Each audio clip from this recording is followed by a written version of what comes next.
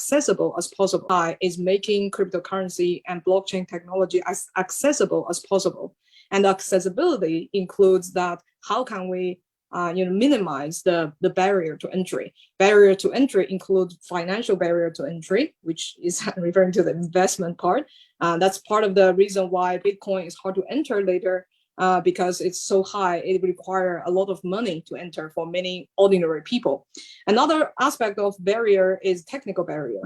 That's why we make it easy to mine, and we make it most accessible in current day is through a phone.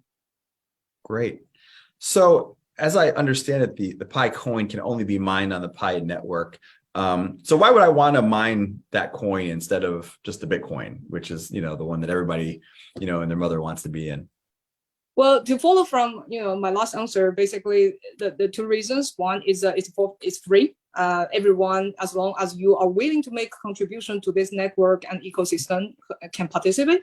Second thing is easily done. You don't necessarily require some knowledge about computer science in order to set up a node, understanding the consensus algorithm in order to mine like Bitcoin. And you also don't need to spend a lot of money for your electricity to run Bitcoin node. So that's why it's easier to mine. I want to come back to that point about energy because it's a very interesting one. Talk to me a little bit about the utility of the token. So if I mine it, what's the benefit to me as a user and a miner? So the vision of Pi is to actually building an ecosystem that is having different kinds of goods and services that are available to be purchased in Pi. And what type of goods and services? It's not just like the goods is not just the investment, the product. The goods are just like the Web2 type of goods and services, meaning that it helps you bring you convenience or fulfill a need of yours that is outside of this, lens of investment. It's literally for practical benefits than just a return. Understanding of the return. Gotcha. It makes sense. It makes sense. Have you raised any funding, and how do you make money? We, as you know, the Pi network is free to mine. So in terms of the token side, we decided to give 80% of our supply for free to mine by everyone, and the 20% is goes to the core team. And out of all the coins, we have never sold any coin. Probably this is one of our effort to make it as compliant as possible. We have never run any ICO. We have never sold any token. To support the business, we are running it just like any other Silicon Valley tech startup, that we raise some funds on equity to support the operation of the company. Gotcha. I want to go back to your point about energy, because last week, New York lawmakers passed a bill to ban for 2 years certain kinds of Bitcoin mining that uses energy sources that are bad for the environment. It's now waiting a final signature from the governor of New York. A lot of folks are looking at that story as kind of a barometer of what might happen, in the rest of the country by other states. Do you think that's a good move? And how do you think that affects Pi network, especially your point earlier about, lower energy usage?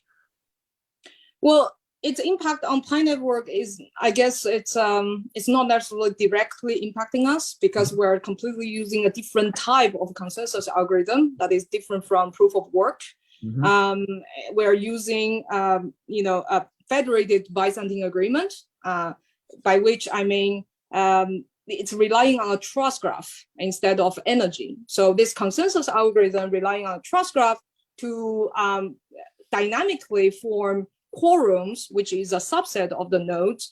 And inside the quorum, nodes are sending messages to each other in regard to whether they think this transaction is true or fraudulent. And then this consensus algorithm can reach finality of making a decision, to make that determination for the network and write it on the ledger. So based on what I described, it's relying on a trust graph, which is what all these mobile phone users are contributing to. And that's why they're mining, the mobile miners.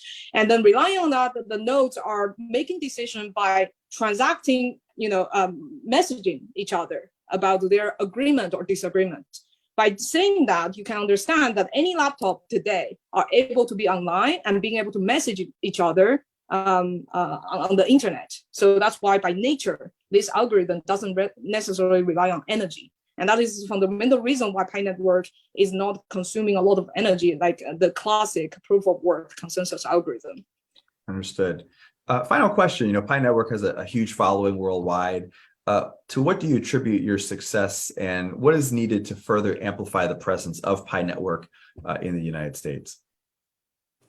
Well, we are actually, because I guess our headquarters, a big part of our team are actually located in US. US is actually one of the biggest community of Pi Network.